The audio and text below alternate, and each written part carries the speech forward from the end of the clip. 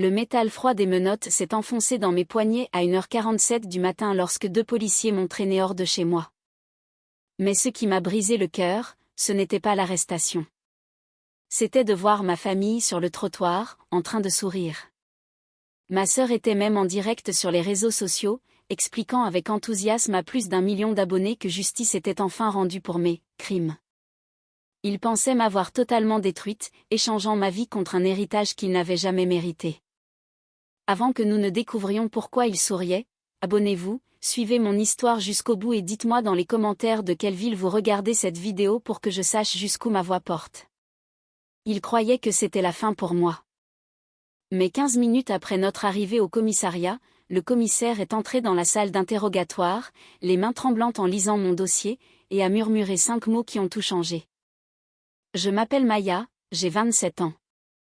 J'ai toujours cru que la famille était censée être un sanctuaire, le seul endroit où l'on est à l'abri de la cruauté du monde extérieur. Mais à 1h47 du matin précise, cette illusion s'est effondrée pour toujours lorsque 2 policiers ont violemment défoncé ma porte d'entrée, m'aveuglant avec leurs lampes torchées et exigeant que je mette les mains dans le dos. Ils avaient un mandat, prétendant que j'étais en état d'arrestation pour fraude successorale portant sur plusieurs millions d'euros. Alors que le métal froid des menottes se refermait étroitement autour de mes poignets, je n'ai ni crié, ni pleuré. Je n'ai pas résisté.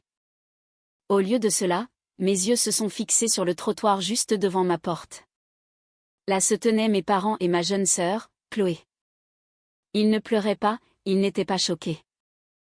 Ils se tenaient derrière les policiers avec des sourires suffisants et triomphants plaqués sur leurs visages.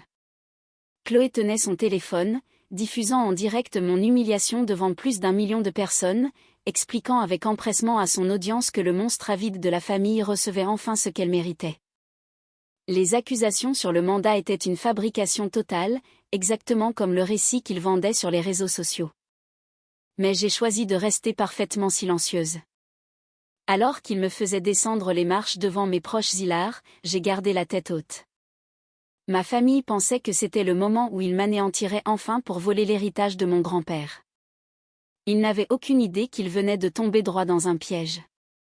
Pour comprendre comment ma propre chair et mon sang pouvaient se tenir sur mon perron et sourire alors que j'étais emmenée enchaînée, vous devez comprendre l'ampleur pure de leur cupidité.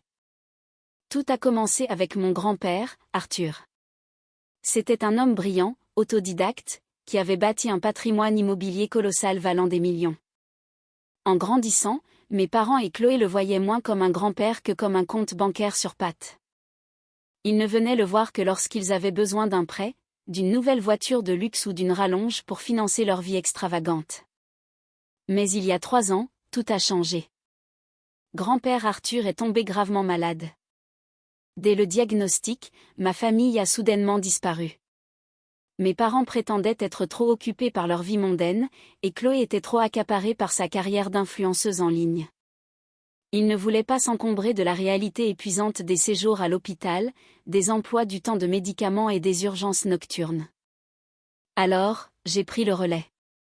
J'ai emménagé chez lui, j'ai quitté mon emploi et je suis devenue son aide-soignante à temps plein.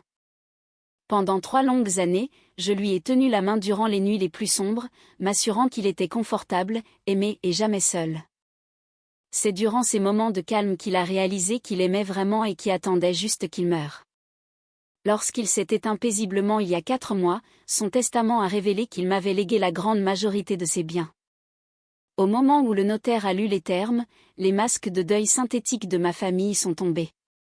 Ils sont entrés dans une rage folle, m'accusant ouvertement d'avoir manipulé un homme mourant. C'est à ce moment précis qu'ils ont décidé de me détruire. Les accusations qu'ils ont fabriquées contre moi étaient aussi élaborées que cruelles. Mes parents et Chloé savaient qu'ils ne pouvaient pas contester le testament légalement car grand-père Arthur était parfaitement lucide lorsqu'il l'avait signé. Alors, ils ont décidé de jouer sale. Ils ont engagé un avocat véreux qui les a aidés à falsifier une série de documents financiers, faisant croire que j'avais systématiquement transféré des millions d'euros hors des comptes bancaires de mon grand-père alors qu'il était lourdement médicamenté à l'hôpital. Ils ont présenté cela comme un cas d'école de vol aggravé et de fraude successorale. Mais leur plan exigeait plus que de simples faux papiers. Il exigeait une immense pression publique. Chloé a instrumentalisé ses millions d'abonnés, publiant des vidéos larmoyantes et largement montées détaillant comment sa sœur maléfique avait isolé leur grand-père vulnérable pour voler l'héritage familial. Internet, alimenté par ces mensonges, s'est rapidement transformé en une foule en colère. Ils ont harcelé les pages des réseaux sociaux du commissariat local, exigeant mon arrestation immédiate. Sous le poids écrasant de la pression publique et des preuves falsifiées en apparence irréfutables fournies par mes parents, les autorités locales ont estimé qu'elles n'avaient d'autre choix que d'accélérer la procédure. Alors que la voiture de police s'éloignait de ma maison, les gyrophares rouges et bleus éclairaient mes parents en train de faire sauter le champagne sur la pelouse tandis que Chloé continuait de filmer. Assise sur la banquette arrière en plastique étroit, un silence profond et glacial s'est installé en moi. La douleur de leur trahison était vive, mais dessous, un étrange calme a commencé à s'installer. Ils pensaient m'avoir acculé avec leur campagne de diffamation publique et leurs documents forgés. Ils n'avaient aucune idée que chacun de leurs mouvements était surveillé. Les lourdes portes métalliques du commissariat se sont refermées derrière moi, étouffant les bruits lointains de la nuit. Les agents m'ont conduite dans une salle de garde à vue stérile, fortement éclairée, qui sentait le vieux café et le détergent industriel. J'ai été dirigée vers une chaise métallique froide, les mains toujours menottées dans le dos. Malgré l'heure tardive, le poste était en pleine effervescence, mais j'ai refusé de les laisser me voir craquer. Je me suis assise parfaitement droite, gardant une respiration régulière, canalisant la résilience que mon grand-père avait toujours admirée chez moi.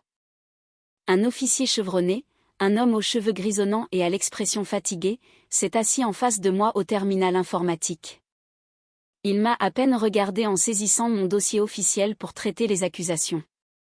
Nom et date de naissance, a-t-il marmonné machinalement, ses doigts survolant le clavier, prêt à enregistrer le protocole standard pour une fraude successorale.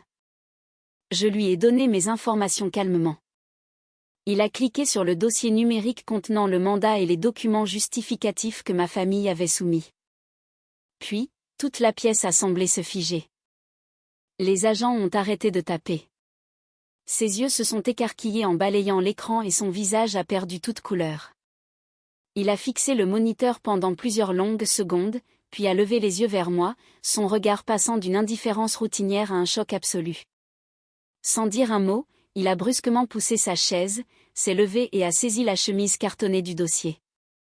Il s'est précipité dans le couloir, faisant signe à un collègue pour chuchoter d'un ton paniqué. Les 15 minutes que j'ai passées seule dans cette salle ont semblé une éternité. Chaque tic-tac de l'horloge institutionnelle au mur résonnait dans le silence, créant une tension suffocante. Je gardais les yeux fixés sur la porte, sachant que les chuchotements frénétiques dans le couloir ne concernaient pas mes prétendus crimes, mais la réalité explosive cachée dans mon dossier juridique. Le piège soigneusement construit par ma famille était sur le point de se refermer, mais pas sur la cible prévue. Soudain, la lourde porte s'est ouverte avec un claquement sec. Le commissaire lui-même est entré, court-circuitant totalement les agents qui m'avaient arrêté. Il n'avait pas la posture arrogante d'un homme sur le point de briser une criminelle. Au contraire, son visage était pâle et les papiers dans sa main tremblaient visiblement. Il a tiré la chaise métallique face à moi et s'est assis, prenant une profonde inspiration avant de finalement parler. « Madame, vous êtes » a-t-il commencé, sa voix tremblant sous le poids de la révélation. Il n'a pas fini sa phrase tout de suite. Il a posé le dossier et m'a regardé avec des excuses sincères. « Madame, vous n'êtes pas la suspecte ici. Vous êtes la mandataire fédérale de tout le fonds de développement d'urgence de cette juridiction, et votre grand-père était un juge fédéral à la retraite. » Il a expliqué que le dossier contenait une ordonnance de protection inaltérable et juridiquement contraignante, émise directement par un avocat fédéral spécialisé dans les successions quelques semaines avant qu'Arthur ne décède.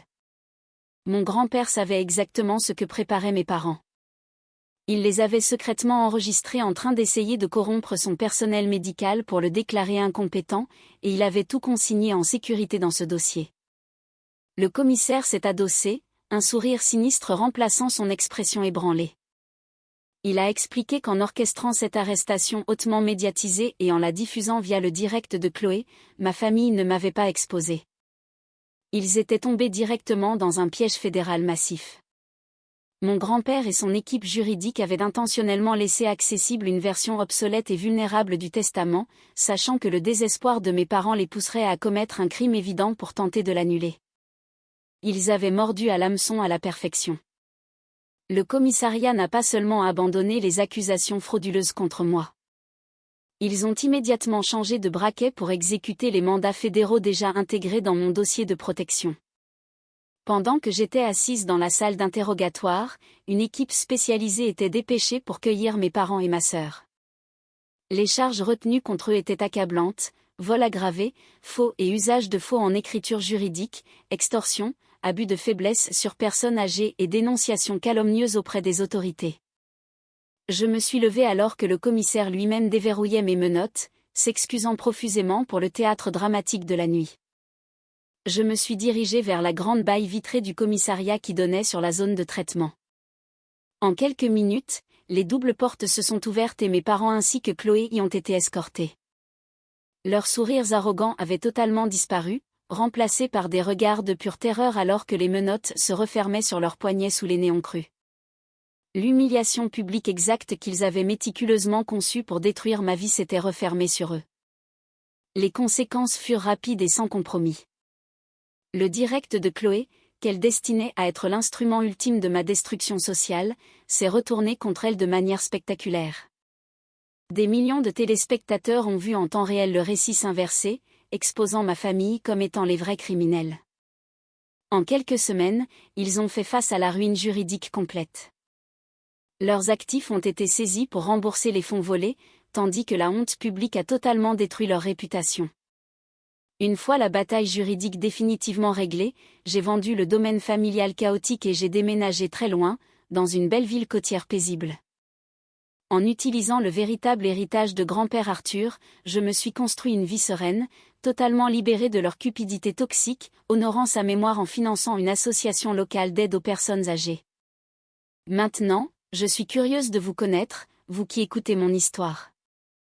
Que feriez-vous si vous étiez à ma place ?